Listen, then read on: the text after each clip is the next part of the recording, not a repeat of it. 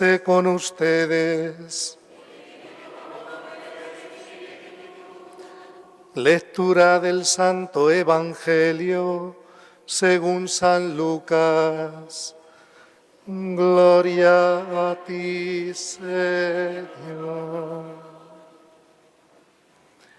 En aquel tiempo designó el Señor otros 72 y los mandó delante de él de dos en dos a todos los pueblos y lugares a donde pensaba ir él. Y les decía: la mies es abundante y los obreros pocos. Rueguen pues al dueño de la cosecha que envíe obreros a su cosecha. Pónganse en camino, miren que los envío como corderos en medio de lobos. No lleven bolsa, ni alforja, ni sandalias, y no saluden a nadie por el camino. Cuando entren en una casa, digan primero: paz a esta casa. Y si allí hay gente de paz, descansará sobre ellos su paz. Si no, volverá a ustedes. Quédense en la misma casa, comiendo y bebiendo de lo que tengan, porque el obrero merece su salario. No anden cambiando de casa en casa. Si entran en una ciudad y los reciben, coman lo que les pongan, curen a los enfermos que haya en ella y díganles: el reino de Dios ha llegado a ustedes. Pero si entran en una ciudad y no los reciben, saliendo a sus plazas digan: hasta el polvo de su ciudad que se nos ha pegado a los pies, nos lo sacudimos sobre ustedes. De todos modos, sepan que el reino de Dios ha llegado. Les digo que aquel día será más llevadero para Sodoma que para esa ciudad. Los 72 volvieron con alegría diciendo: Señor, hasta los demonios se nos someten en tu nombre. Él les dijo: estaba viendo a Satanás caer del cielo como un rayo. Miren, les he dado el poder de pisotear serpientes y escorpiones y todo poder del enemigo, y nada les hará daño alguno. Sin embargo, no estén alegres porque se les someten los espíritus. Estén alegres porque sus nombres están inscritos en el cielo. Palabra del Señor. Gloria y honor a ti, Señor Jesús. Pueden tomar asiento.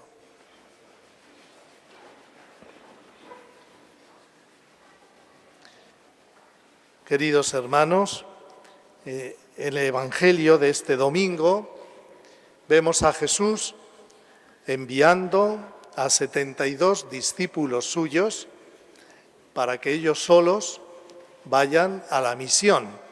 Los envía de dos en dos a los pueblos donde luego el Señor iba a ir después. El Señor, al formar la Iglesia, la forma con una jerarquía.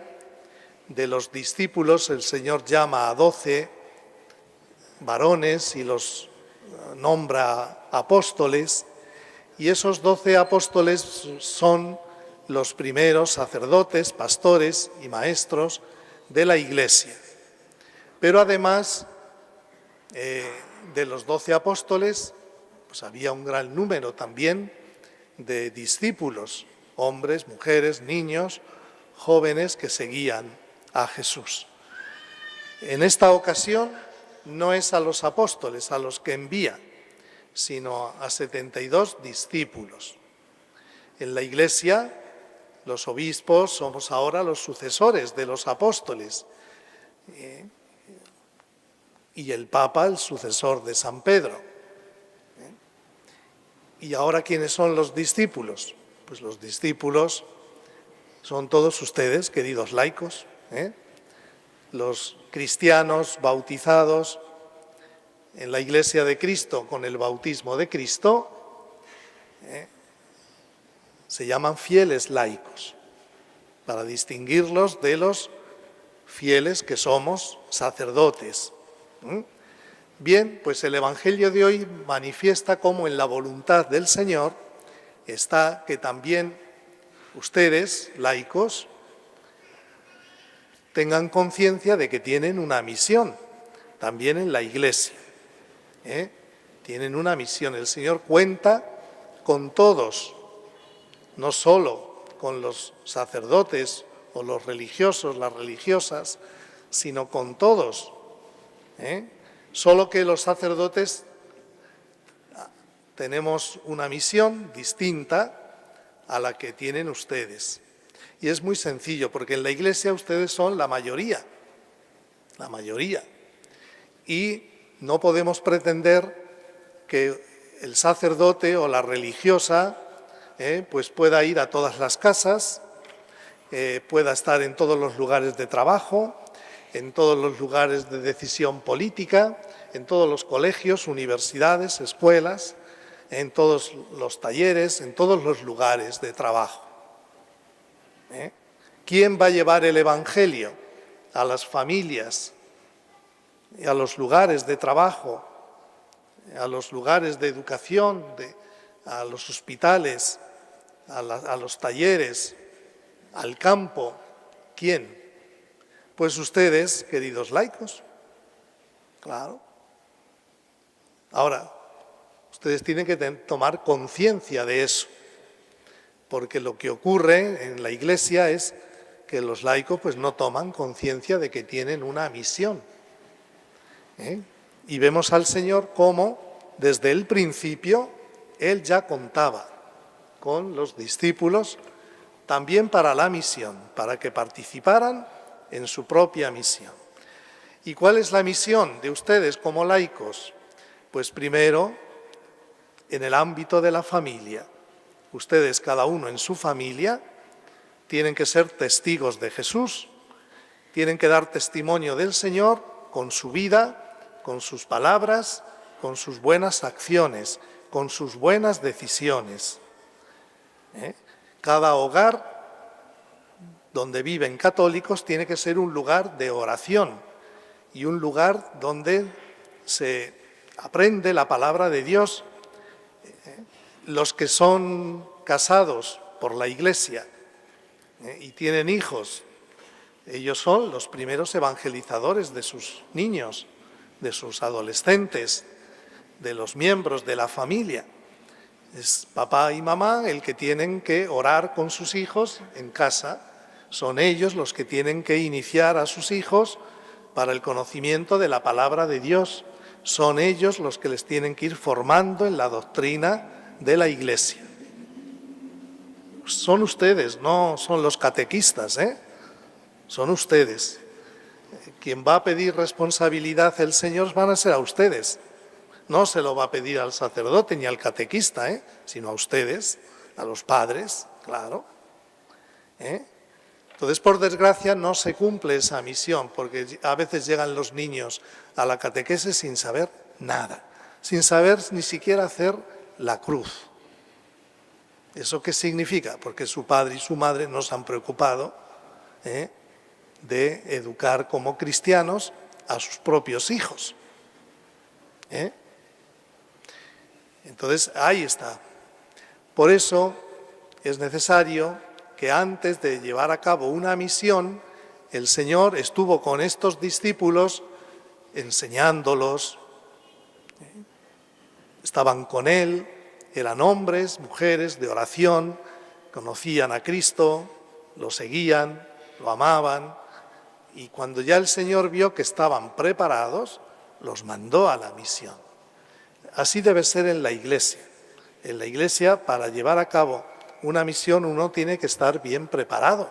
Tiene que ser un hombre, una mujer de oración, bien formado, que ya tiene sus sacramentos de iniciación cristiana, el bautismo, la confirmación, la Eucaristía, que si el Señor lo llama al matrimonio, se casa por la Iglesia, no se mete en el pecado de la convivencia, ni desprecia el matrimonio cristiano conformándose con un matrimonio civil, sino que es un cristiano que sabe que la voluntad del Padre del Cielo es que sus hijos se casen unidos a Cristo a través del sacramento. A través del sacramento. Y conocedor de la palabra de Dios y de la doctrina de la Iglesia. Y entonces ese católico está preparado, porque vive su fe, la vive, y entonces la podrá transmitir a otros, podrá llevar la palabra del Señor a otras personas. Como he dicho antes, primero en la familia, segundo en el lugar donde trabajas.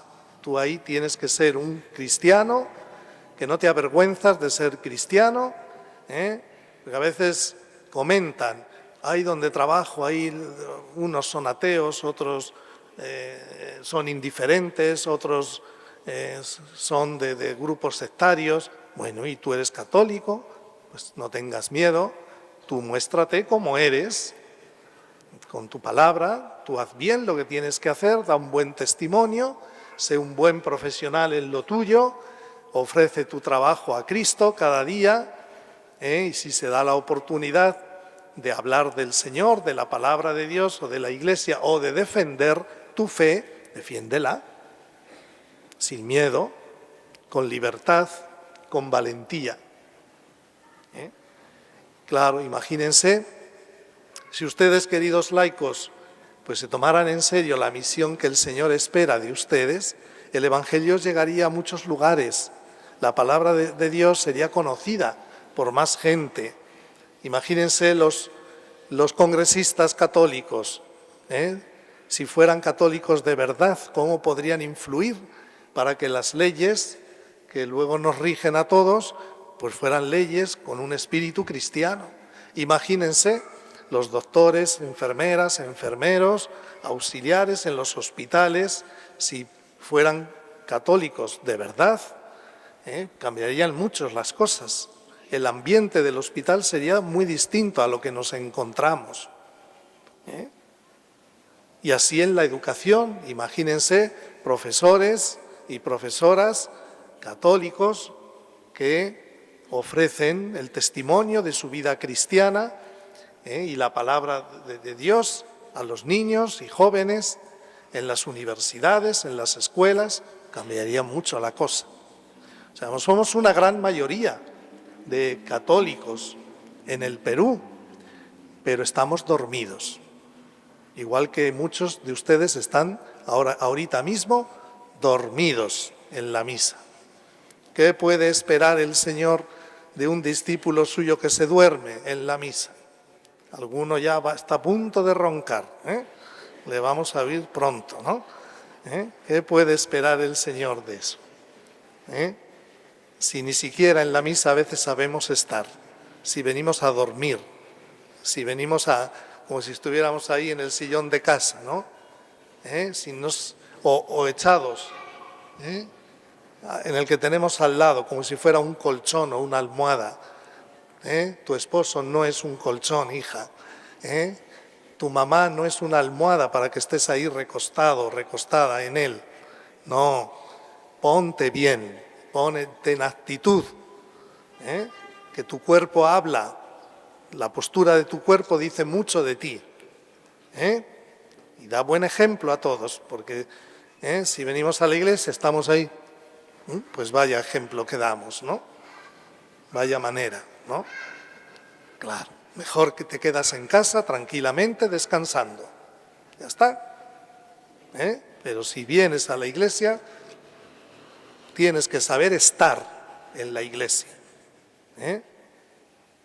Tienes que saber estar. Por ahí hay que empezar. ¿Ven? Así. Entonces, ese es el mensaje del Evangelio de hoy. Cristiano, católico, laico, ¿cómo estás llevando a cabo tu misión en la iglesia? ¿En el mundo donde vives? ¿Te tomas en serio tu misión? ¿O eres de esos que por desgracia son la mayoría de esos católicos que se conforman solo con venir a misa y ya está? Es que católico no es solo venir a misa, también es colaborar con Cristo para que la palabra de Cristo no solo la vivas tú, sino que otros la puedan vivir a través de tu testimonio y de tu misión. Piensa, ¿qué tendrías que hacer tú por Cristo, por la Iglesia? Piensa en ello. Gracias a Dios, pues tenemos testimonios muy bonitos de muchos cristianos laicos, católicos, que se toman en serio la misión. Ahí tenemos nuestros catequistas, ahí tenemos nuestros animadores, ahí tenemos los grupos de ministros extraordinarios de la comunión que van visitando a los enfermos, a los ancianos, por las casas. Ahí tenemos pues los movimientos de la Iglesia que organizan retiros, grupos parroquiales que van ahí perseverando y formándose. Sí, los hay, pero con todo son una pequeña minoría. Son una pequeña minoría. Los obreros son pocos, dice Jesús, y la cosecha es muy grande. Rueguen al dueño de la cosecha. Tenemos que orar para que haya más misioneros laicos. Le pedimos al Señor que haya sacerdotes, sí, pero es que aunque hubiera 3.000 sacerdotes en nuestra prelatura, eso no les quita a los laicos su misión. Pero es que no tenemos 3.000, es que somos 54. Entonces, si lo dejamos todo en manos solo de los sacerdotes, pues haremos lo que podemos, pero no podemos avanzar porque estamos limitados por el tiempo, por el espacio y por nuestras propias fuerzas. Ahora, si ustedes se implican en la evangelización, pues la palabra de Dios, claro.